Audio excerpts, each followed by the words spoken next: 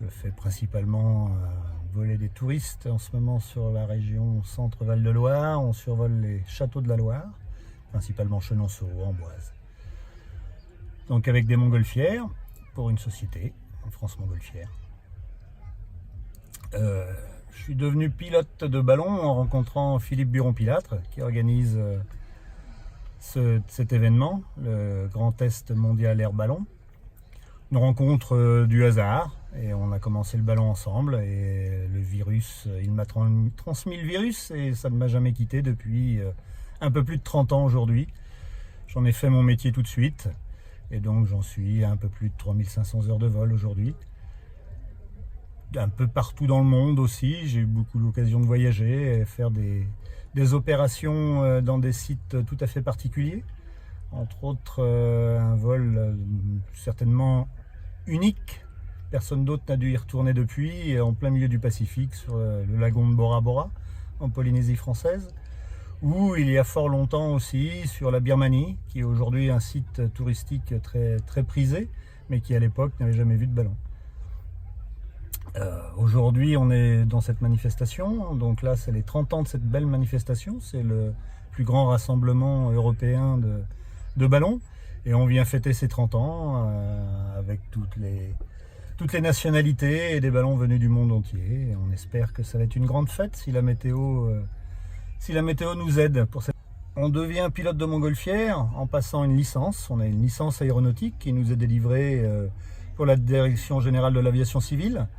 Le ballon est un aéronef à part entière, donc c'est un peu comme l'aviation légère, on passe une licence. Il y a partie théorique bien sûr, réglementation, tout ce qui est code aérien, la circulation aérienne, la météo, et puis après toute une partie pratique qui se déroule avec un instructeur.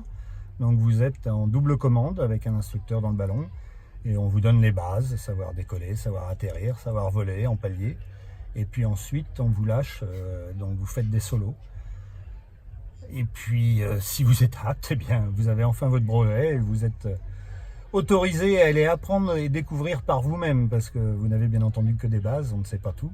D'ailleurs, même après plus de 30 ans, on a encore des surprises. Et heureusement, la météo n'est pas une science exacte. Le ballon est un engin qui n'est pas motorisé, et donc on est totalement dépendant des éléments. À nous de les anticiper et de ainsi pouvoir prévoir ce qui va se passer. Et c'est aussi énormément de feeling comparé à un vol moteur où vous maîtrisez beaucoup plus les éléments. Là avec le ballon, eh bien, on est dépendant totalement des éléments naturels et donc du vent et des perturbations et ainsi de suite. Et donc il faut jouer avec tous ces éléments. Et donc même avec l'expérience, on en découvre encore un petit peu. Le prix d'une montgolfière est très variable, il dépend du volume, de ce que l'on veut faire avec un ballon, si c'est un vol loisir ou si vous voulez faire des opérations commerciales. Le design est très onéreux aussi, plus le design sera compliqué, plus le ballon sera cher.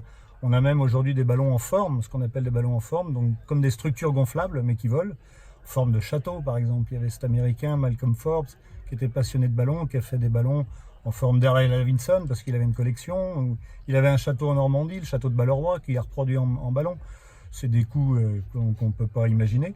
Après, pour nous, un petit ballon pour le plaisir, vous trouvez un petit ballon d'occasion pour vous faire plaisir le week-end à environ 10 000 euros.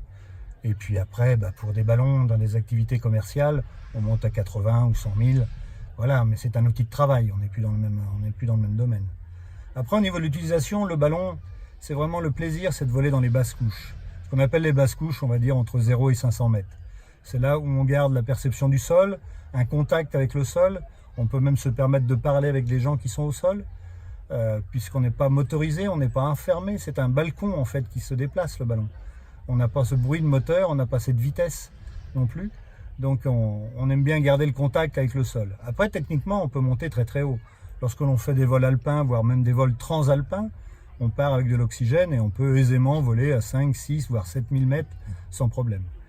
Les records du monde sont très très hauts, mais c'est avec des engins particuliers, en cabine pressurisée.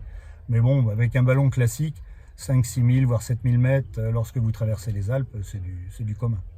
Alors pour venir participer à un vol en ballon sur les châteaux de la Loire ou bien sur la région de Fontainebleau, sur la Bourgogne, que ce soit à Beaune ou à Vézelay, ou encore dans les Alpes de Haute-Provence sur la très belle région de Forcalquier, nous organisons des vols. Vous pouvez nous contacter à la société francemontgolfière.com ou bien au numéro de téléphone 03 80 97 38 61.